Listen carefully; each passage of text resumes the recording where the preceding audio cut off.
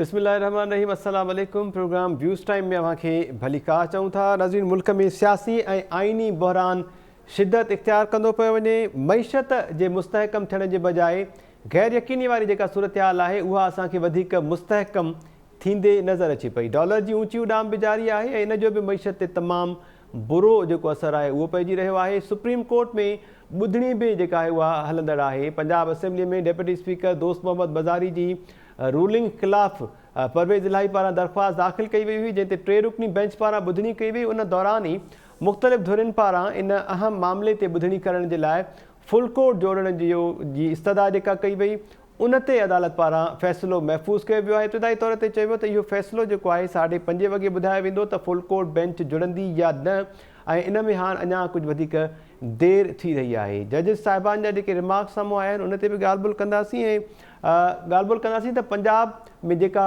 सियासी बहरान वारी सूरत हाल आहे इन जे ख़ात्मे जो हल छा आहे। ख़ासि तौर ते फुल कोर्ट जो जेको मुतालबो कयो पियो वञे इन पंजाब जी सियासी सूरत हाल जे हवाले सां ई, उहो केतिरो सियासी आहे ऐं केतिरो आइनी इहो मुतालबो आहे। इन ते आइनी माहिरनि खां राय तलब कंदासीं। कोशिशि कयूं पिया त ज़मीर घुमरो साहब असांखे जॉइन कनि ऐं उन सां गॾोगॾु मुल्क में जेको जारी सियासी ऐं आइनी बहरान आहे इन जे ख़ात्मे जो हल छा आहे इन ते बि डिस्कस करण जी कोशिशि कंदासीं ऐं पैनलिस्ट जा कमेंट्स शामिलु कंदासीं। अॼु सुबुह खां वठी सुप्रीम कोर्ट में 3 रुकनी बेंच पारां डेप्यूटी स्पीकर पंजाब असेंबली दोस्त मोहम्मद बज़ारी जी उन रूलिंग ख़िलाफ़ ॿुधणी कई वई, जंहिं रूलिंग में उन काफ़ लीग जा 10 वोट्स न ॻणिया हुआ ऐं नून लीग जो हमज़ा शहबाज़ जेको आहे 3 वोट्स जी अक्सरियत सां पंजाब जो वॾो वज़ीर चूंडिजी वियो। परवेज़ इलाही पारां इन फ़ैसिले खे चैलेंज कयो वियो ऐं दोस्त मोहम्मद बज़ारी जी इन रूलिंग ख़िलाफ़ सुप्रीम कोर्ट सां राब्तो कयो वियो। सुप्रीम कोर्ट इन मामले जी फौरी तौर ते ॿुधणी बि कई हुई ऐं अॼु इन जो फ़ैसिलो ॿुधाइण जा इम्कान ज़ाहिर कया विया हुआ, पर अॼु सुबुह खां वठी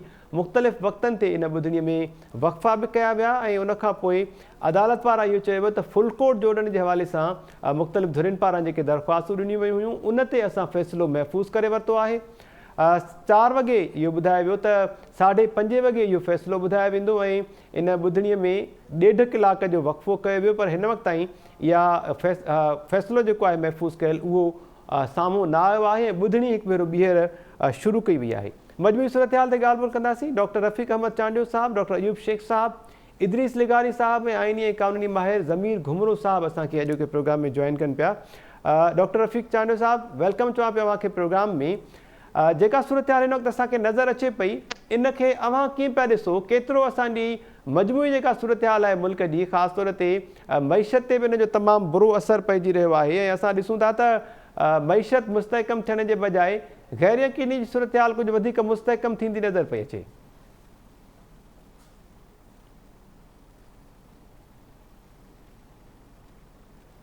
रफ़ीक चांडियो साहब ॿुधो पिया सर?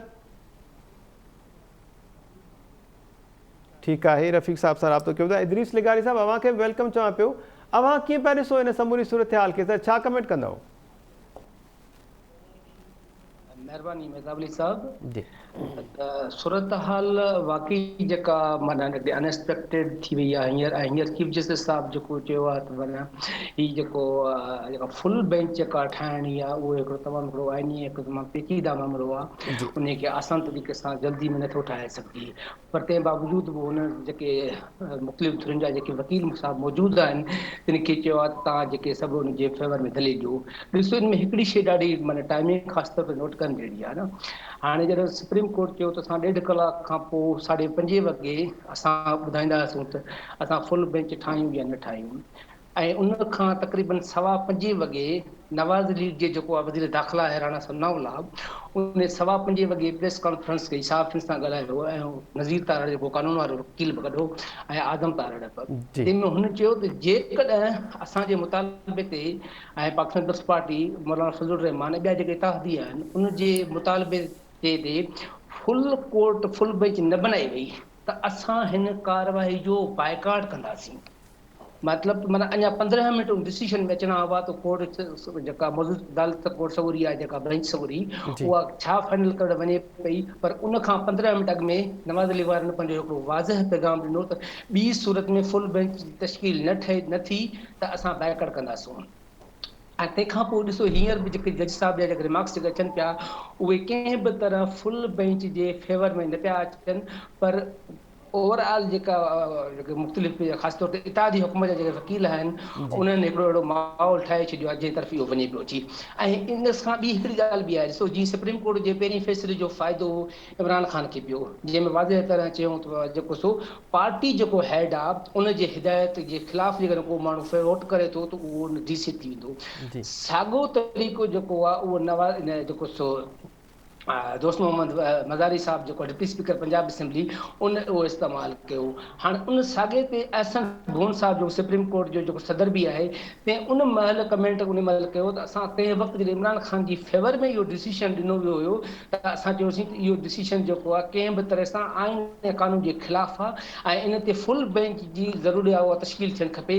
पर उन ॻाल्हि खे शायदि कंहिं न कंहिं तरीक़े सां नज़रअंदाज़ कयो वियो या जीअं हू हाणे बि चए थो त पहिरीं फुल बेंच हुजे। ऐं जी ॿियो ॾिसो 2015 में जेको डिसीशन अची चुको आहे जजनि जो उहो बि मुकमल तौर ते जेको फेवर आहे उहो पार्टी हेड जी फेवर में आहे। पर छाकाणि पार्लियामेंट लीडर उनजी हिदायतनि तहत ई कमु कंदो आहे, माना मेन शइ जेका थिए पई उहा पार्टी हेड।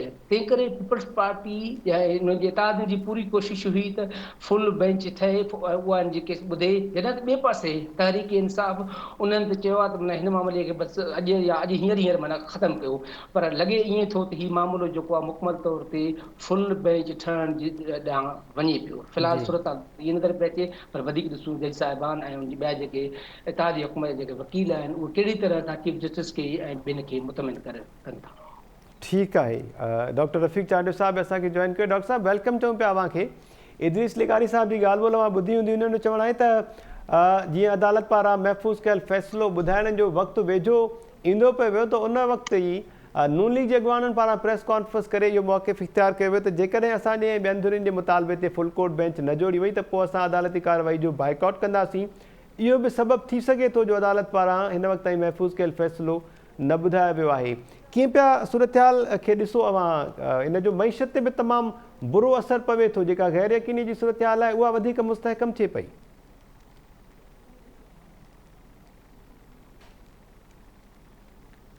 रफ़ीक साहब माइक अनम्यूट कजो प्लीज़।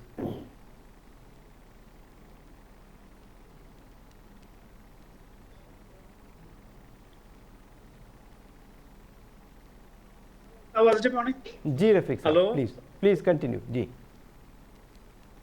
मतिलबु जीअं असां सभिनी पैनलिस्टनि डिस्कस कयो पिए त जेका सूरत हाल इलेक्शन थी, इलेक्शन खां पहिरियों वारो जेको डिसीशन आयो उन डिसीशन में जेका एम्बिग्विटी हुई उन एम्बिग्विटी जे करे हींअर मामला तमामु घणा बिगड़जी विया आहिनि। इहे मामला एतिरा बिगड़जी विया आहिनि हाणे जो हाणे कोर्ट जे लाइ बुनियादी तौर ते तमामु घणा सुवाल आहिनि त इनखे कीअं बहितर नमूने में खणी अचे। छो त हिन वक़्तु मुस्लिम लीग नून PDM जेका आहे पूरी उन मतिलबु अॼु ऐं कल्ह तमामु घणो वॾो बैकलेश शुरू कयो आहे, जेको अॻु में न हुयो। अॻु में असां ॾिठो त जेका PTI आहे उहा तमामु वॾे एग्रेसिव उन अंदाज़ में सियासी बयानबाज़ी करणु ऐं सियासी जेका हुई पंहिंजो खेॾ करणु उन में तमामु अॻियां हुया। ख़ासि तौर ते जॾहिं खां हुननि इलेक्शन खटी हुई उन खां पोइ हुननि जो कॉन्फिडेंस लेवल आहे उहो वधीक बहाल थियो ऐं वधीक हू अची विया अॻियां। हीअ जेका सूरत हाल थी आहे इन खां पोइ जेका कोर्ट जो जेको फ़ैसिलो आहे उहो फ़ैसिलो जेकर तव्हां जन्म दोस्तनि पढ़ियो आहे उहो फ़ैसिलो पूरो तफ़सील सां पढ़ियो आहे। उन में पार्टी हेड जो ज़िक्र आहे, उन में पार्लियामेंट पार्टी जो ज़िक्र कोन्हे को, पार्टी हेड जो ज़िक्र आहे जेको डिसीजन ॾिनो आहे उमरता बंदयाल साहब। हाणे मसइलो इहो आहे त इहो डिसाइड करणु त डिसीजन कंहिंजो आहे। मूंखे लॻे थो त जेकॾहिं इहो डिसीजन कंहिं तरीक़े सां जेकॾहिं अचे थो जेको PTI हक़ में अचे थो त क्राइसिस वधीक थींदा। मां सम्झां थो त शायदि मुस्लिम लीग नून मतिलबु आहे त वधीक क्राइसिस खे डीपन करण जे लाइ अॻियां वञे, छो त PDM इन खे एक्सेप्ट करण लाइ तयारु कोन्हे का। PDM खे जेको अॻियों फ़ैसिलो आहे उन फ़ैसिले में तव्हां अहिड़ी गुंजाइश न छॾी आहे जो तव्हां अॻियां उनखे साॻियो फ़ैसिलो आहे जेके तव्हां नथा पिया करणु ॾियो।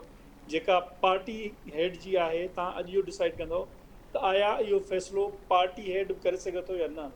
इन में कहिड़ो अभाम आहे? इन में छो त कॉन्स्टिट्यूशन बि क्लियर आहे ऐं इन में कोर्ट जेको फ़ैसिलो आहे उहो फ़ैसिलो बि उन फ़ैसिले में पार्टी हेड लफ़्ज़ लिखियलु आहे। इन करे मां सम्झां थो त असां ॾिसी रहिया आहियूं त फर्दर जेके क्राइसिस आहिनि उहे अॻियां अची रहिया आहिनि। सो मां अॼु को फ़ैसिलो जंहिं सूरत हाल में अचे थो उहो क्राइसिस खे जनम ॾेई रहियो आहे। जी ठीकु आहे। पंजाब में जेका सियासी गैर यकीनी वारी सूरत हाल आहे, इन जे ख़ात्मे जो कहिड़ो हल अव्हांखे नज़र अचे पियो रफ़ीक साहब? ॾिसो, मां सम्झां थो त इन जो हल जेको आहे, हिकु त इन जो हल बहितरीनु आहे त फौरी तौर ते इलेक्शन्स थियनि, पर इलेक्शन्स हींअर जेकॾहिं थियनि थियूं त जेको कॉन्स्टिट्यूशन सेटअप आहे उन में इकोनॉमी जो बेड़ो तमामु घणो ॿुॾी वेंदो, पाकिस्तान डिफॉल्ट तरफ़ हलियो वेंदो। इन करे हीउ जेको साल आहे इलेक्शन वारो, इहो PDM खे ॾिनो वञे त one way or other way, ऐं सभिनी पॉलिटिकल पार्टीज़ खे विहारिजे ऐं PTI खे बि सम्झाइजे त बाबा तव्हां थोरो सब्र खां कमु वठो, इन साल जे दौरान इकोनॉमी खे स्टेबल कयो वञे। प्रॉब्लम इहो कोन्हे को त कंहिंजी हुकूमत ईंदी कंहिंजी वेंदी, प्रॉब्लम इहो आहे त तव्हां जेको बेड़ो ॿोड़ियो आहे, इमरान ख़ान सां कंहिंखे ॻाल्हाइणु घुरिजे। माना जेके वस वारियूं ॿ धुरियूं आहिनि हिते, जेके एब्सोल्यूट पावर जूं कॉर्नर्स आहिनि, हिकिड़ी कोर्ट आहे ऐं ॿियो ज़राअत खातो आहे, इहे ॿई महकमा जेके आहिनि से उन्हनि खे वेही करे इमरान ख़ान खे इन ते कन्विंस करणु घुरिजे ऐं उन ते पंहिंजा जेके आहिनि से असर रसूख़ हलाइणु घुरिजे। त जेकॾहिं इहा सूरत हाल, मिसाल तौर ते जेकॾहिं इमरान ख़ान जे हक़ में हींअर अची थो वञे ऐं पंजाब गवर्नमेंट छॾिजी वञे थी, इन सूरत में जेकॾहिं PDM इहो डिसाइड थी करे त फेडरल गवर्नमेंट हू छॾनि था ऐं वरी तव्हां जेका ठाहियो था पिया 3 महीननि वारी जेका इंटरिम गवर्नमेंट थी, त तव्हां वटि जेको आहे सो जेके डील्स आहिनि उहे कोन कंदी, जेके इंटरनेशनल मल्टीलेटरल बायलेटरल जेके आहिनि तव्हांजा डोनर आहिनि उहे न कंदा। उन सूरत में तव्हांजो डॉलर अॼु 229 ते हले पियो आहे, उहो तेज़ी सां रोज़ उन मीटर पियो हले। इन जो मतिलबु तव्हांजा कर्ज़ वधनि पिया, तव्हांजूं सभु शयूं थियनि पियूं, तव्हां तेज़ी सां तव्हांजी इकोनॉमी, स्टेट बैंक ते हिकिड़ो बयानु ॾेई छॾियो आहे, इहा सही ॻाल्हि आहे, सुठी ॻाल्हि आहे त हुननि थोरो कॉन्फिडेंस वरितो आहे, पर सूरत हाल इहा आहे त एतिरी सुठी सूरत हाल कान्हे का पाकिस्तान इकोनॉमी जी, छो त IMF अञा ताईं पोइते आहे, त बैक सीट आहे। इन करे हिन सॼी जेको पॉलिटिकल ड्रामा आहे, इन सॼे पॉलिटिकल ड्रामा खे सभिनी वस वारनि खे वेही इकोनॉमी खे तनाज़ुर ॾिसणो पवंदो। इन जी हाणे का बि अहमियत कान्हे का त PDM गवर्नमेंट में आहे या उहा, हीउ साल आहे, हिन साल जे दौरान केरु इन खे मुंहुं ॾेई सघे थो, इन जी ॻाल्हि जी अहमियत आहे। कोर्टुनि खे बि ॾिसणु घुरिजे त छा थियणु खपे। जी जी ठीकु आहे डॉक्टर रफ़ीक मचाणी साहब। डॉक्टर अयूब शेख साहब असांखे जॉइन कयो। डॉक्टर साहब वेलकम चवां पियो अव्हांखे, वॾी महिरबानी अव्हांजी।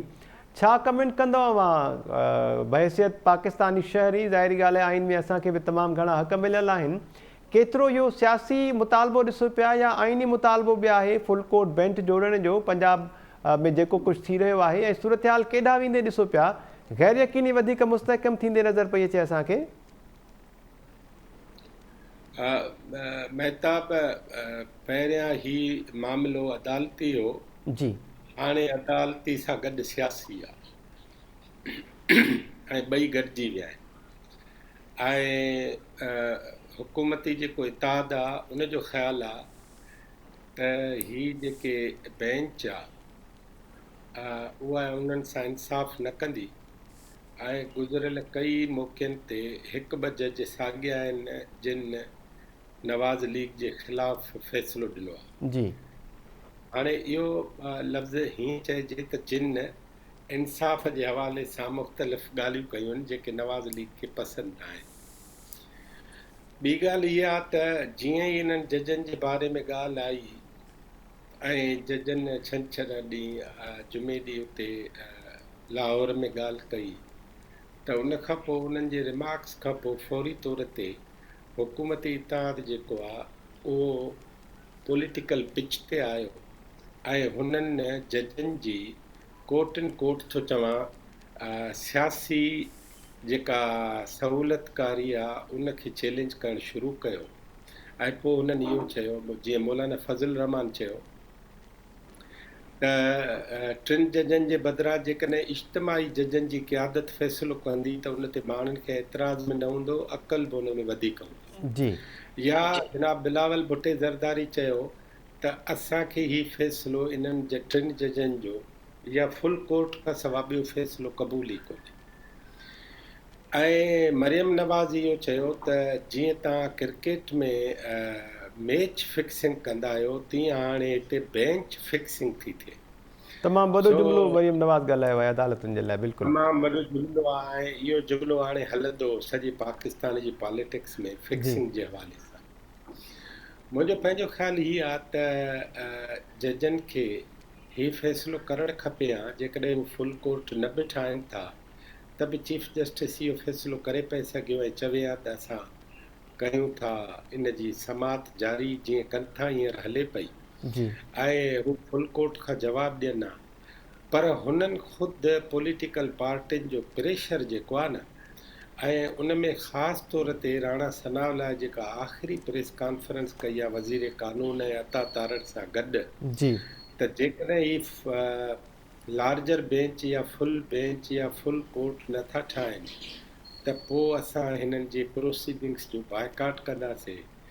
हिन अॼु चई छॾियो आहे इन बाइकाट लफ़्ज़ सां हिकु मिंट में ई इहे टई जज जेके आहिनि इहे मुतनाज़ आहिनि नवाज़ लीग जी नज़र में जी ऐं आस्ते आस्ते पाकिस्तान जी पॉलिटिक्स में इहे ख़बरूं सुभाणे अख़बारुनि में ईंदियूं अॼु मीडिया ते हलनि थियूं त इन्हनि जजनि जो ख़ुदि मामिलो ऐं मां तव्हांखे हामिद मीर जो हिकिड़ो जुमिलो ॿुधाइण थो चाहियां।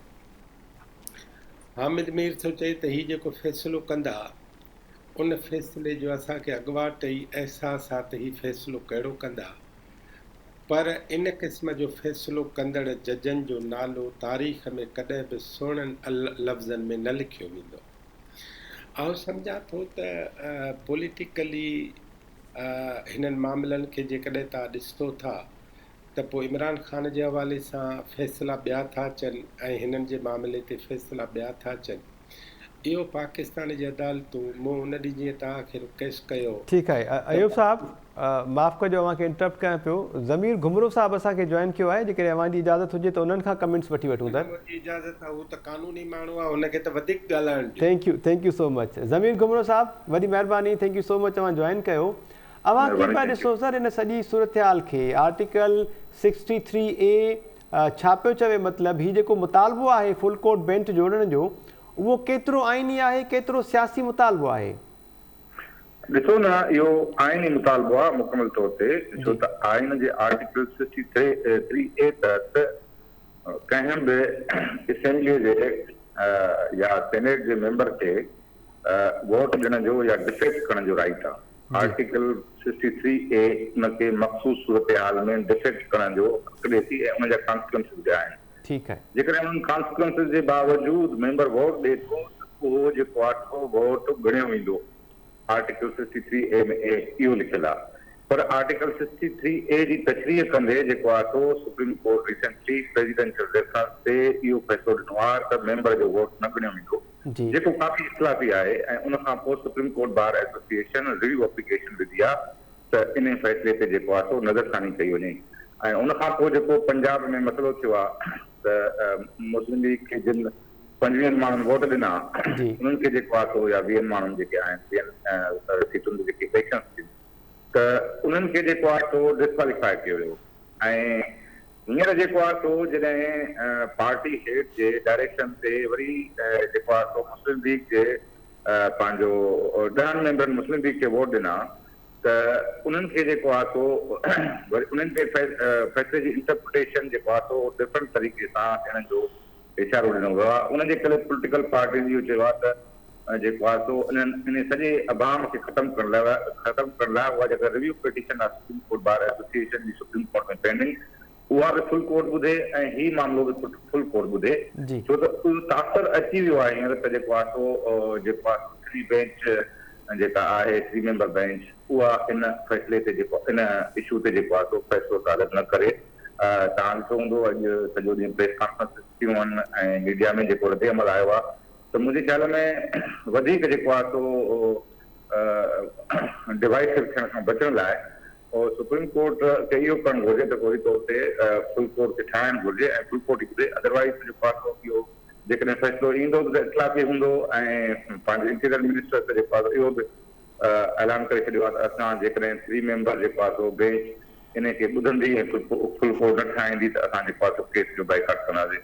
हीउ मुल्क जूं तमामु वॾियूं पार्टियूं आहिनि सभिनी जो इहो मौक़ुफ़ आहे त माज़ीअ में जेको आहे असां सां सुप्रीम कोर्ट जे फ़ैसिलनि में धांधली थी आहे ख़ासि तौर ते 2017 में जेको नवाज़ शरीफ़ खे डिस्क्वालीफाई कयो वियो ऐं उन खां पोइ जेके बि फ़ैसिला आया आहिनि मुख़्तलिफ़ चीफ जस्टिस जे ज़माने में उहे तमामु काफ़ी इख़्तिलाफ़ी रहिया आहिनि ऐं सुप्रीम कोर्ट जो इदारो इख़्तिलाफ़ी रहियो आहे छो त आइन जे आर्टिकल 184 में सुप्रीम कोर्ट जी जेका ओरिजिनल जुरिसडिक्शन आहे उहा आहे to resolve disputes between two governments federal and provincial. उन तहत सुप्रीम कोर्ट खे जी जेका तश्कील थियणी आहे उहा सूबनि जे बराबरी जी नुमाइंदगीअ ते थियणी आहे। जी सूबनि जी बराबरी जी नुमाइंदगीअ ते उन्हनि जी तश्कील न आहे थियल। मुल्क जा सभु इदारा सवाइ क़ौमी असेंबली जे सेनेट, मुश्तरका मफ़ादात वारी council, economic coordination council, NFC बराबरी जे बुनियाद ते थियल आहे। त ही पॉपुलेशन जे बुनियाद ते को बि इदारो ठाहे सघे। उनखे बि मौक़ो आहे जेको आहे सुप्रीम कोर्ट खे सूबनि जे बराबरी जी बुनियाद ते तश्कील थी वई। ठीकु आहे ज़मीर घुमरो साहब, हिकु अहिड़ो वक़्तु बि अचिणो हुयो जेको असां हिन वक़्तु ॾिसी रहिया आहियूं। मरियम नवाज़ पारां अॼु जेका प्रेस कॉन्फ्रेंस कई वई PDM जे अॻवाननि पारां, उन दौरान पहिरियां ॿुधंदासीं स्पॉट फिक्सिंग, उनखां पोइ मैच फिक्सिंग जो ज़िक्र थियो, हाणे वरी ज़िक्र थियो बेंच फिक्सिंग जो। डॉक्टर अयूब शेख साहब उन जो जुमिलो कोट कयो त मरियम नवाज़ जो चवणो त बेंच फिक्सिंग जेका आहे उहा न थियणु खपे। साॻी प्रेस कॉन्फ्रेंस में वरी Peoples Party chairman Bilawal Bhutto Zardari जो चवणो त 3 ॼणनि खे मुल्क जी क़िस्मत जो फ़ैसिलो न करणु खपे। मतिलबु इन बेंच जी जेके 3 जज साहिबान ॿुधणी कनि पिया, उन्हनि न हुननि इशारो कयो। हिकु तरफ़ मुल्क में सियासी बहरान, उनखां पोइ इकोनॉमिकल इंस्टेबिलिटी, उनखां पोइ हाणे ॾिसो पिया हुआ त छा अहिड़ी का जुडिशियल इंस्टेबिलिटी बि अचे पई, अदालत ते अदम एतमाद जो इज़हार खुलियाम कयो पियो वञे। इहो लम्हाए फ़िक्रिया आहे सर? लम्हाए फ़िक्रिया शुरू खां रहियो आहे। मुल्क जे सभिनी इदारनि ते हिकु सूबे जो कब्ज़ो आहे ऐं उन्हनि खे जेसि ताईं डेमोक्रेटिक ऐं कॉन्स्टिट्यूशनल न बणायो वेंदो सभिनी सूबनि खे नुमाइंदगी न ॾींदी, इख़्तिलाफ़ जारी रहंदा। त बुनियादी तौर ते ॻाल्हि इहा आहे न त तव्हां हर इदारो जेको आहे सो आबादी जे बुनियाद ते ठातो आहे। आइन में ईअं आहे कोन। सभई इदारा जेको आहे सो तव्हांखे बराबरी जे बुनियाद ते ठाहिणा आहिनि, सूबनि खे रिप्रेज़ेंटेशन ॾियणी आहे। हाणे ॾिसंदव त तव्हां जेको आहे सो आकार हिकिड़े ई सूबे जो आहे, होॾो बि उहो ई पार्टियूं आहिनि, होॾो बि उहे ई पार्टियूं आहिनि, उन्हनि जो मुक़ाबिलो थो हले। टई सूबा जेको आहे रिलेवेंट आहिनि। त मुल्क जा जेकॾहिं इदारा जेको आहे सो पॉपुलेशन जे बुनियाद ते ठाहींदव, तव्हां जेको आहे सो बराबरी जे बुनियाद ते न ठाहींदव, त इहो जेको तमाशो आहे इहो त हलंदो रहंदो पॉलिटिकल। छो त हुन में मर्कज़ी सतह ते जेको आहे तमामु घणा जेको आहे इंट्रेस्ट अची वञनि था। मुख़्तलिफ़ पार्टीज़ जा बि ज़ाहिर आहे इंट्रेस्ट आहे, मुख़्तलिफ़ जेका घुरियुनि जा इंट्रेस्ट आहिनि। इहो ईअं थींदो रहियो आहे ऐं शुरू खां वठी तव्हां ॾिठो हूंदो त जेको आहे चौधरी जॾहिं इफ़्तिख़ार हुयो चीफ जस्टिस, त उन दौर खां वठी जेको आहे सो सुप्रीम कोर्ट जेको आहे उहो मोटो वधाए छॾियो। उहो मोटो जा अख़्तियार हालांकि आर्टिकल 184 में शुरू में लिखियलु आहे त original jurisdiction of supreme court is to resolve dispute between two government जी डेफिनेशन लिखियलु आहे फेडरल एंड प्रोविंशियल। जॾहिं सुप्रीम कोर्ट जी ओरिजिनल जुरिसडिक्शन में ॿिनि सूबाई या विफ़ाक़ी ऐं सूबाई हुकूमतनि जे विच में इख़्तिलाफ़ जेको आहे सो निबेरणु आहे, त उन तहत कीअं हिकिड़े सूबे जा 8 जज हूंदा ऐं ॿिए सूबे जा 2 जज हूंदा। इहो माना जेको आहे शुरू खां वठी नोटिस न वरितो वियो आहे। हींअर उन खे नोटिस वठणु घुरिजे त सभिनी इदारनि खे आइन मुताबिक़ कानून मुताबिक़ जेको आहे सभिनी माण्हुनि जी जॾहिं रिप्रेज़ेंटेशन, जेकॾहिं इहा रिप्रेज़ेंटेशन सूबनि कंहिं जी हुजे ऐं पोइ फुल कोर्ट वेठे आहे त सभिनी सूबनि जो मफ़ाद आहे। हिन आइन जे इंटरप्रिटेशन में सभिनी सूबनि जो मफ़ाद हूंदो आहे ऐं सभिनी सूबनि जे एडवोकेटनि खे नोटिस कंदा त तव्हां अचो। पर जॾहिं सुओ मोटो जेको आहे सो उहा एक्चुअली एडवर्शियल प्रोसीडिंग न आहे, उहा सुप्रीम कोर्ट पाण सेवा कई मौक़नि ते त इहा इंक्विजिटोरियल प्रोसीडिंग आहे, माना उहो असां पुछा था कयूं। ऐं उन में जेकॾहिं एडवर्स आर्डर थींदो त सिटीज़न जो जेको राइट टू फेयर ट्रायल आहे, राइट टू अपील जो बि था थिए। उन करे सुप्रीम कोर्ट खे सुओ मोटो वठण ई न घुरिजे ऐं जेकॾहिं वठण घुरिजे त कंहिंजे ख़िलाफ़ एडवर्स आर्डर न खणणु घुरिजे, रुॻो गवर्नमेंट खे डायरेक्शन ॾियणु घुरिजे त जेको आहे तव्हां हिनखे हीअं कयो। त मुंहिंजे ख़्याल में जेको बि सिलसिलो हलियो आहे शुरू खां वठी चौधरी खां वठी उहो सुओ मोटो जो उन सूबनि जी ख़ुदमुख़्तियारी ते जेको आहे तमामु वॾा असर विधा आहिनि, उन सियासत ते वॾा असर विधा आहिनि। ऐं ॾिसो त आइन जे आर्टिकल 62 में तव्हां ॾिसो त खुली तौर ते इहो वाज़े आहे त जेकॾहिं कंहिं बि पार्लियामेंट मेंबर या सूबाई असेंबली मेंबर जो डिस्क्वालिफिकेशन जो इशू ईंदो त स्पीकर इलेक्शन कमीशन खे रेफरेंस मोकिलींदो 3 ॾींहंनि जे अंदरि। 3 ॾींहंनि न मोकिलींदो त रेफरेंस मोकिलणु सम्झो ईंदो ऐं पोइ इलेक्शन कमीशन ऑफ पाकिस्तान 9 ॾींहंनि में हुनखे फ़ैसिलो कंदी ऐं उनजे ख़िलाफ़ का बि अपील कोन्हे का। त माना जेको आहे सो मेंबर जेको पार्लियामेंट जो आहे उनखे डिस्क्वालीफायर उहो पार्लियामेंट पाण ऐं इलेक्शन कमीशन करे सघनि था। इंडिया में वरी ईअं आहे त सदर ते वेंदो आहे, इलेक्शन कमीशन ते न वेंदो आहे। 2017 में जेको फ़ैसिलो आयो या यूसुफ गिलानी जे ख़िलाफ़ फ़ैसिलो आयो उनखे सुप्रीम कोर्ट डिस्क्वालीफाई कयो, उहे नथियूं करे सघनि। सुप्रीम कोर्ट खे अख़्तियार न आहे आइन में जेको आहे 7 वोट्स जेके ज़ाया कया विया यूसुफ रज़ा गिलानी जा, उन्हनि ते बि तनक़ीद जो निशानो बणाए पियो वञे अदलिया खे। मुंहिंजे ख़्याल में त उहे तव्हां जेकॾहिं पार्लियामेंट जे मेंबरनि खे ॾिसो जुडिशरी जे जजिस खे जेको आहे सुप्रीम कोर्ट जे जजिस खे हटाइण लाइ तरीक़ेकार इहो आहे त पूरी 9 पोइ पंहिंजे जजिस खे पाण हटाए सघनि था। हालांकि ॿियनि में लाइक इंडिया में ई न आहे। इंडिया में पार्लियामेंट जेको आहे सो मिसकंडक्ट ते जेको आहे सुप्रीम कोर्ट जे जजिस खे हटाए सघंदी आहे। पार्लियामेंट खे इहो पावर आहे। हिते इहो पावर सुप्रीम जुडिशियल काउंसिल खे आहे। त मुंहिंजे ख़्याल में पार्लियामेंट खे इन जो तदारक करणु घुरिजे। इहो पावर जेको आहे सो रिमूवल ऑफ जजिस जो सेनेट खे ॾियणी घुरिजे। सेनेट में ज़मीर साहब, अवां इंडिया जो ज़िक्र कयो पिया ऐं अॼोकी ॿुधणीअ दौरान जज साहिबान वरी बर्तानिया जो ज़िक्र कयो त बर्तानिया में पार्टी जो सरबराह जेको हूंदो आहे पॉलिटिकल पार्टी जो, उनखे का बि अहमियत हासिल न हूंदी आहे। पार्लियामानी पार्टी जो सरबराह सभु कुझु हूंदो आहे, उनजो हुकुम ऐं उन ते अमल दरामद कयो वेंदो आहे। बर्तानिया जा मिसाल ॾिना पिया वञनि, पर बर्तानिया में कानून केतिरो मज़बूत आहे या कानून खे अहिड़ी रीति तनक़ीद जो निशानो न बणायो वेंदो आहे जीअं ॿिन्ही तरफ़नि जूं पार्टीज़ अदालत खे तनक़ीद जो निशानो बणाइनि पियूं। अव्हांजे ख़्याल में अव्हां कानूनी माहिर आहियो, थोरो सम्झाइजो त अदलिया वटि विचों को रस्तो आहे ॿिन्ही तरफ़नि जी तनक़ीद खां बचण जे लाइ? जेकॾहिं फुल कोर्ट बेंच न जोड़ी वञे त पोइ इहो अदलिया खे कानून ऐं आइन मुताबिक़ फैसलो करणो आहे। बर्तानिया जो मिसाल जेको आहे आइन में का ॻाल्हि ई कोन्हे। पोइ बर्तानिया जे जेको आहे सो जेकॾहिं सिस्टम में इहो को बि आहे, बर्तानिया जे जेका पार्टी आहे कंजरवेटिव पार्टी, उन्हनि जे पंहिंजे मेंबरनि जेको आहे सो पंहिंजे प्राइम मिनिस्टर खे नो कॉन्फिडेंस इज़हार कयो ऐं उहो लही वियो जी ऐं पहिरियों खेरीता मई ते कयूं उन्हनि जेको आहे इस्तीफ़ा ॾिनी। बर्तानिया जो जेकॾहिं सिस्टम ईअं आहे त बर्तानिया में पंहिंजे पार्टीअ जा मेंबर पंहिंजे पार्टी खे अदम एतमाद करे सघनि था। पर जॾहिं पंहिंजे पार्टी जा जेको आहे सो 25 मेंबर कॉन्ग्रेस में जेको आहे सो पीटीआई खां फिरा उन्हनि चयो त न उहे नथा थी सघनि। ॾिसो त पाकिस्तान जे आइन में जेको प्रोविजन आहे उहो डिफरेंट आहे, बर्तानिया जो आइन डिफरेंट आहे। मुंहिंजे ख्याल में उहो रेलिवेंट न आहे हिते एग्जाम्पल, पर इहा ऑब्जर्वेशन आहे ऐं जजिस ॾींदा रहंदा आहिनि मुख़्तलिफ़ मुल्कनि जी। पर इंडिया में जेको कॉन्स्टिट्यूशन आहे उहो ईअं आहे त जेको आहे सो तव्हां हाई कोर्ट या सुप्रीम कोर्ट जे जज खे पार्लियामेंट मिसकंडक्ट जे एलिगेशन्स ते इम्पीचमेंट जे ज़रिए जेको आहे हटाए सघे थी। त उन सां जेको आहे सिस्टम में जेको आहे सो माना स्ट्रेंथ अचे थी। जजिस जेको आहे पॉलिटिकल मैटर्स में इंटरफेयर नथा कनि। हिते जेको सुओ मोटो वरितो थो वञे उनजे खिलाफ़ राइट ऑफ अपील आहे ई कोन। माण्हू जो बुनियादी जो बुनियादी हक़ आहे इहो फेयर ट्रायल जो त राइट ऑफ अपील हुजे, इंटरनेशनली रिकॉग्नाइज़्ड आहे। जॾहिं तव्हां सुओ मोटो में जेके गुरियूं तव्हां वटि आहिनि ई कोन उन्हनि जे खिलाफ़ ऑर्डर थिया जेको नस्ला पावर ॾिठो त उन में जेको आहे सो जेके थर्ड पार्टी हुया जेके माण्हू हुते वेठा उहे पार्टी कोन उन्हनि जे खिलाफ़ ऑर्डर थी। उनखे राइट ऑफ अपील आहे ई कोन। त अहिड़े नमूने सां जेको आर्टिकल 184 जी ओवररीच आहे जुडिशरी कई आहे 2017 खां वठी कंटिन्यूअस आहे उहा, त मुंहिंजे ख़्याल में उनखे हाणे ख़तमु थियणु घुरिजे ऐं उनखे रेगुलेट कयो वञे ऐं सुप्रीम कोर्ट खे चइनी सूबनि जे बराबरी जे बुनियाद ते तशकील कयो वञे। ठीकु आहे। ज़मीर घुमरो साहब, वॾी महिरबानी। आइन ऐं कानून हिकिड़ो सवाल आहे ज़मीर साहब जे लाइन ते हुजे त। ज़मीर साहब ॿुधो पिया अवां? जी डॉक्टर साहब कंटिन्यू कजो प्लीज़। ज़मीर साहब आहे? जी ज़मीर साहब ॿुधनि पिया अवां जी ॻाल्हि। ज़मीर साहब, ही जेको बराबरी जी बुनियाद ते जजनि जो या सुप्रीम कोर्ट जेको आहे लॉप साइडेड उन जो अरेंजमेंट आहे सॼो, वकीलनि जो रोल कहिड़ो थो बीहे जजनि खे सुप्रीम कोर्ट में प्रॉपर शेयर ठहिराइण ऐं उन सॼे मामले ते प्रेशर वधाइण लाइ?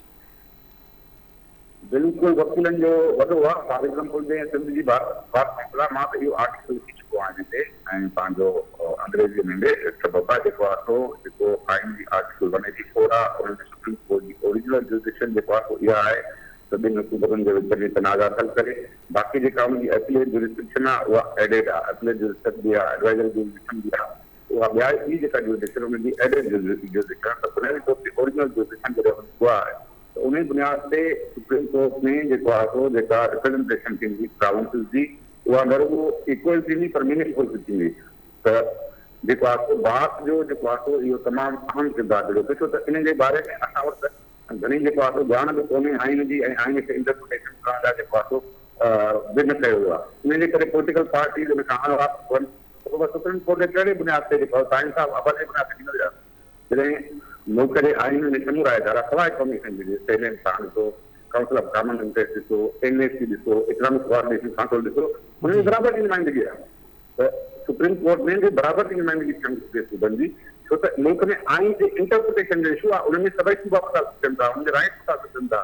त तव्हां जेकॾहिं जेको आहे बलोचिस्तान जा 2 जज रखंदव ऐं ॿिए सूबे जा 8 जज रखंदव उन सां मुतासिर थींदा ऐं आइनी मसइलनि ते जेको आहे सो पोइ फुल कोर्ट जेको आहे सो केस ॿुधे ऐं उहा जेको आहे सो नंढियूं बहसूं जेके केस ॿुधनि थियूं उहा आइन जी इंटरप्रिटेशन करे थी। हुन में सूबनि जा हक़ मुतासिर कंदा। मुंहिंजे ख़्याल में सिंध में बार काउंसिल खे इन खे टेकअप करणु घुरिजे इमीडिएटली ऐं मुतालबो करणु। छो त ॾिसो सुप्रीम कोर्ट बार एसोसिएशन जो बि जेको सदर थिए थो उहो जेको आहे सो हर सूबे मां हर साल जेको आहे रोटेट थींदो आहे। ज़मीर साहब, अयूब साहब जे सवाल खे मां कुझु अॻिते वधायां। जीअं अॼु ॿुधण दौरान असांखे नज़र आयो त सुप्रीम कोर्ट बार एसोसिएशन जे सदर एहसन भुवन मुख़्तलिफ़ बाज़ पारां दरख़्वास्तूं जेके आहिनि उहे जमा करायूं ऐं सदा कई अदालत खे त फुल कोर्ट बेंच जोड़ियो।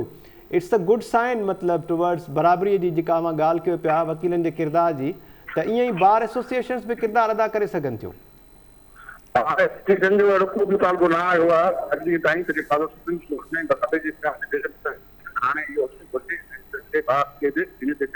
घुरिजे छो त आइन जे बारे में इन इंटरप्रिटेशन जी तजवीज़ जी कंहिं बि अॼु ॾींहं ताईं जेको आहे सो हिनखे पॉइंट आउट न थियो आहे। जी त उनजे करे असांजी रिप्रेज़ेंटेशन कोन्हे, केपी जी घटि रिप्रेज़ेंटेशन आहे, उनखां सवाइ बलोचिस्तान जी घटि रिप्रेज़ेंटेशन आहे। त उन सां जेको आहे सुप्रीम कोर्ट में जेको तज़ाद थियो आहे फ़ैसिलनि में या जेको सूबनि ते इफेक्ट थियो आहे, मुंहिंजे ख़्याल में उहो फेडरेशन में न हुजणु घुरिजे। ऐं चार्टर ऑफ डेमोक्रेसी में बि इहो हुयो त असीं फेडरल कॉन्स्टिट्यूशनल कोर्ट में ईंदासीं जेका सभिनी सूबनि जे बराबरी जे नुमाइंदगी ते मुश्तमिल हूंदी। उहा बि न ठाही वई। त सुप्रीम कोर्ट जेका मौजूदु आहे उन उहो न रुॻो जेको आहे पंहिंजो सूबो बोर्ड रेगुलेट करे, पर पंहिंजे सूबनि जे बराबरी जी नुमाइंदगी ते मुश्तमिल हुजे ऐं उहा बराबरी मीनिंगफुल हुजे। ईअं न त हितां बि जेको आहे सो ॿिए सूबे जा जज मुक़ररु कया वञनि। ठीकु आहे ज़मीर घुमरो साहब, thank you so much. Thank you, doctor Ayub Zameer Shaikh साहब, ज़मीर घुमरो साहब जी ॻाल्हि ॿोल बि मां ॿुधी, अव्हांजो कमेंट बि पहिरियां हुयो। हाणे सूरत हाल खे कीअं पिया ॾिसो अव्हां? ज़मीर साहब बि चयो त बिल्कुलु ई आइनी मुतालबो आहे, फुल कोर्ट बेंच इन मामले में जुड़णु घुरिजे, अदालत वटि ॿियो को रस्तो नज़र बि न पियो अचे। मुंहिंजो ख़्यालु आहे त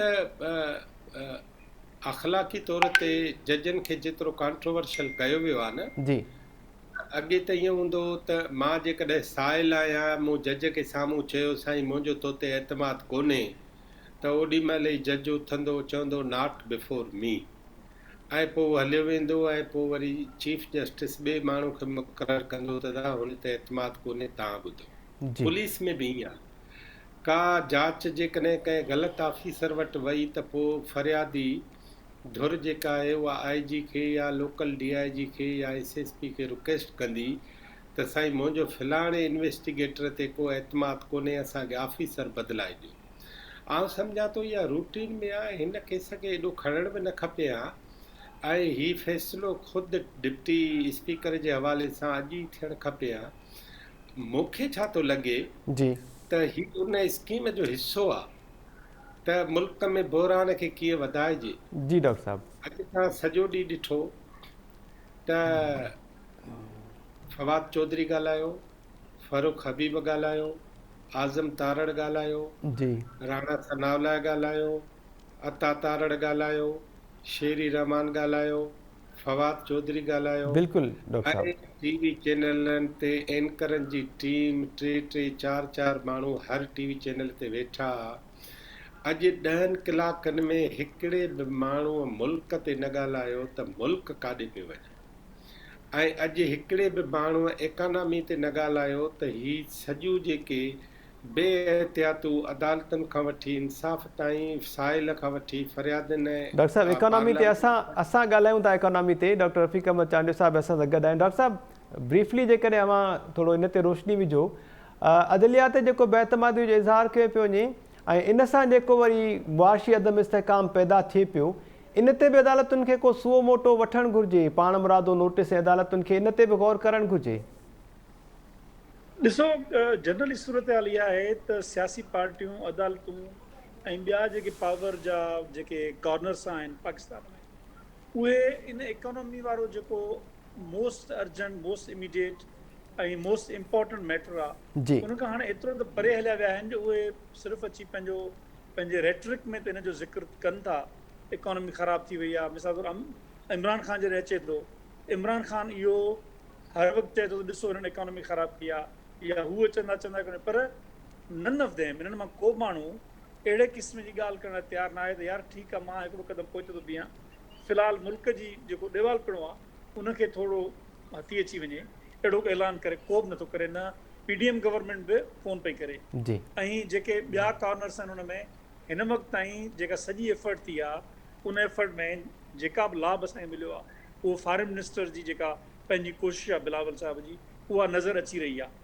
त यानी जेको अमेरिकन जेको ब्लॉक हुयो, अमेरिकन जेको डैमेज थियो हुयो इमरान ख़ान जे दौर में, उन जे करे असां ते जेको FATF ऐं उन में वधीक सख़्ती थी रही हुई। असांजो जेको IMF जूं डील्स आहिनि उहे वधीक सख़्तु शर्तनि सां अची रहियूं हुयूं। उन्हनि में नरमी आई आहे, ब्लिंकन सां मुलाक़ातूं, हिननि सां उन्हनि सभिनी सां थोरो पाकिस्तान रवैयो बहितर थियो आहे, जंहिंमें स्टाफ लेवल जी मीटिंग थी वई आहे, पर इट्स नॉट इनफ। पर इहो सॼो ड्रामो जेको आहे, जेकॾहिं इहो ड्रामो सॼो ड्रामो ई आहे ऐं अॻियां वञे थो त डॉक्टर अयूब साहब जी ॻाल्हि बिल्कुलु सही आहे त को माण्हू इकोनॉमी ते ॻाल्हाइण तयारु कोन्हे। जो अल्टीमेट डैमेज आहे उहो तव्हांजा डिसीजन्स कहिड़ा बि अचनि, कंहिंजे फेवर में अचनि, हिन जे हुनजे में, पर अल्टीमेट डैमेज इकोनॉमी खे थी रहियो आहे ऐं उहो तेज़ी सां थी रहियो आहे। जेकॾहिं त अॼोकी डॉलर जो 229 रुपया थी वञण मतिलबु आहे ओपन मार्केट में 230 रुपया मिले पियो सर डॉक्टर साहब जी। मतिलबु आहे त तव्हांखे जेका हर शइ आहे उहा तव्हांखे एतिरी रक़म में, छो त इम्पोर्ट्स आहिनि तव्हांजा अञा ताईं, तव्हांजा एक्सपोर्ट्स घटि आहिनि, इम्पोर्ट वधीक आहिनि, तव्हांजो इम्पोर्ट जो बिल वधी वियो आहे जी। मतिलबु तव्हांजी पूरी जेका सूरत हाल आहे इकोनॉमी जी उहा तेज़ी सां ख़राब थी रही आहे। तव्हांजो पेमेंट्स जो स्टेट बैंक चयो जी असां कंदासीं, असां वटि आहिनि, पर तव्हां वटि जेतिरो कुझु बि आहे उन सॼे जो बिल वधी रहियो आहे ऐं इन्वेस्टर तव्हां वटां जेको बि आहे थोरो घणो उहो भॼी रहियो आहे। माण्हुनि वटि जेके बि सेविंग्स आहिनि उहे थोरियूं घणियूं, जंहिं वटि 50 लख आहिनि, 30 लख आहिनि, 40 लख आहिनि, उहे डॉलर कन्वर्ट कराए ऐं निकिरी रहिया आहिनि। मुल्क जे माण्हुनि जो कॉन्फिडेंस कोन्हे को। इहा सॼी सूरत हाल ॾाढी ख़राबु आहे, ॾाढी भयानक आहे। इहा सूरत हाल जेकॾहिं कंहिं अहिड़ी सूरत हाल में खणी थी वञे जो माण्हू हिते मेल्ट थी वेंदो ऐं सॼी सूरत हाल किथे जी न रहंदी। न असां न्यूक्लियर पावर रहंदासीं, न असां ॿियो कुझु रहंदासीं, पर इन ते कुझु बि न पियो थिए। जी इदरीस लिगारी साहब, आख़िरी मिंट आहे अवांजो कमेंट सर। सूरत हाल ॾाढी भयानक थींदी पई वञे, डॉक्टर रफ़ीक चांडियो साहब कमेंट कयो आहे। बिल्कुलु मेहताबली साहब, इन ॻाल्हि में को शक कोन्हे त पहिरीं जेको हिकिड़े पासे इमरान ख़ान बीठो हुयो, जेको इदारनि खे ऐं अदालत खे ॿियनि सभिनी खे मुखालिफ़ धुर खे ओवरऑल पाकिस्तान में ॼण को मुतहरिक माण्हू नज़र जेको आयो पे उहो इमरान ख़ान नज़र पे आयो, जंहिंजो प्रेशर जेको वाज़ह तौर ते अदालतनि में ॿियनि में मामलनि ते जेको आहे उहे हुकूमत इतादी धुर ॾिठो ऐं हुनजो ॼण त जीअं चइजे ॿोली में सख़्तु नोटिस वरितो। जेका अॼु प्रेस कॉन्फ्रेंस थी ऐं कल्ह खां वठी जेके मुतहरिक जेके आहिनि ऐं जेका असां नवाज़ अली वारा ॿिया सभु, उन्हनि सभिनी माना ॼण ॾिठो त असां जेकर ख़ामोश रहियासीं त पोइ कोर्टनि मां असांजे ख़िलाफ़ु कहिड़ो बि सख़्तु फ़ैसिलो अची सघे थो। तंहिंजे करे जेकॾहिं कोर्टनि जो एतिराम असां लाइ वाजिबु आहे त पोइ इमरान ख़ान लाइ बि वाजिबु आहे त उहो बि ख़ामोश रहे ऐं इमरान ख़ान ख़ामोश नथो रहे, फ़क़ति असां ई ख़ामोश रहूं त पोइ इहा ख़ामोशी असांखे नुक़सानु ॾींदी, फ़ाइदे कोन ॾींदी। तंहिंजे करे हाणे मुखालिफ़ धुर बि जेका आहे उहा मुतहरिक थी आई आहे ऐं उहा ॾाढी ॾिसिजे त हाणे हुते छा थो थिए ऐं उहा ॾाढो तव्हां ॻाल्हि कई जेको मैशत जेको असां वटि जेको बहस आहे ईअं ई थींदो आहे वक़्तनि बवक़्तनि असांखे उहे जेके अहम इशूज़ जेके हूंदा आहिनि, मामला जेके उनखे अहिड़ा इशूज़ पैदा करे उनखे पस मंज़र में कयो वेंदो आहे। ठीकु आहे अयूब शेख साहब, आख़िरी 30 सेकेंड्स में जेकॾहिं अवां पंहिंजो कमेंट ॾियो, अदालती बहरान पैदा थियण खां बचण जे लाइ अदलिया खे कहिड़ो किरदारु अदा करणु खपे हिननि जज साहिबान खे मौजूदा सूरत हाल में? बिना देर जे फुल कोर्ट ठाहिनि जी ऐं ॾिसो फुल कोर्ट जो मैजिक छा आहे, जे उहो फ़ैसिलो तोड़े नवाज़ लीग या हुकूमत जे ख़िलाफ़ बि ईंदो न, उहो पोइ उन्हनि खे क़बूल करणो पवंदो। हिकिड़ो वॾो मैजिक इहो आहे। जी ॿियो वॾो मैजिक इहो आहे त इहो ज़रूरी कोन्हे त फुल कोर्ट को अवाम जे पसंदि जा फ़ैसिला। ज़ुल्फ़कार अली भुट्टे खे फुल कोर्ट फांसी जी सज़ा ॾिनी, जी 5 हिकिड़े पासे आहे, 4 हिकिड़े पासे आहे जमहूरी हिसाब सां। या असां वटि तसवर हूंदो आहे त जॾहिं बि डेमोक्रेट्स जी हुकूमत हूंदी आहे त पाकिस्तान में जमहूरियत। ठीकु आहे डॉक्टर अयूब शेख साहब, thank you so much. Doctor Rafiq Chandio साहब, अवांजी वॾी महिरबानी। इदरीस लिगारी साहब, thank you so much. Zameer Ghumro साहब, आईनी माहिर, उन्हनि बि असांखे टाइम ॾिनो, अवांजी वॾी महिरबानी। नाज़रीन, मुल्क में जेका सूरत हाल आहे इन हवाले सां ज़मीर घुमरो साहब ऐं पैनलिस्ट जी राय हुई त बिल्कुलु इहो आइनी मुतालबो आहे त फौरी तौर ते हीउ जेको अहम सियासी अदम इस्तेहकाम आहे इनखे हल करण जे लाइ अदालत पारां फुल कोर्ट बेंच जोड़ी वञे, न त मुल्क में हिन वक़्तु इंतिहाई भयानक सूरत हाल आहे। ईंदड़ प्रोग्राम ताईं ॾींदा इजाज़त। अल्लाह निगहबान।